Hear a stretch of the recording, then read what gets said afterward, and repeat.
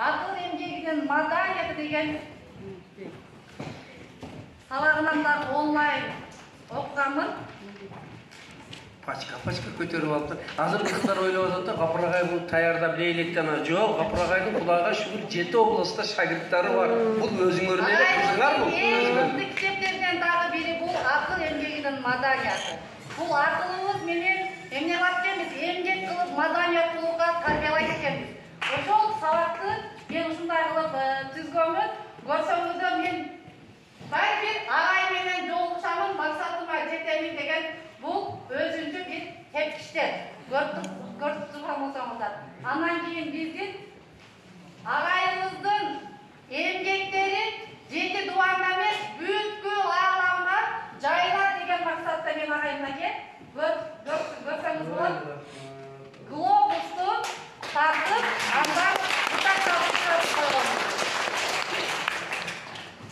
Көрсөңүздөр бул ажыпок деген агайыбыздын өзгөчө усулу. Мен өзүм иштегендиктен, миграцияда жүргөндүктөн өзүм пайдаланган куралдарды ушинтип ажыпокко салганмын.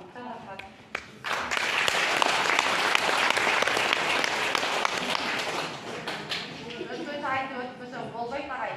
Биз энелер мектебини мектептик деңгээлде Өзгөн районунда уюштуруп келүүдөбүз.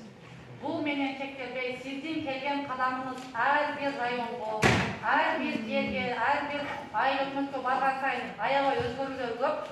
Аны атап айтпасам болбойт. Биздин Төрткөл айыл өкмөтүбүзгө караштуу мектептер дагы бар, бир канча мектептер. Ал мектептерде энелер мектеби мыкты деңгээлде жүрүп жатат. Ар бир айдын сабактар койгон ар бир айга. Ошол Өзгөн энелер мектебинин группасында мен мынандай эмблема коюп койгом. Эгер кимде ким бар болсо Өзгөн энелер мектебинде.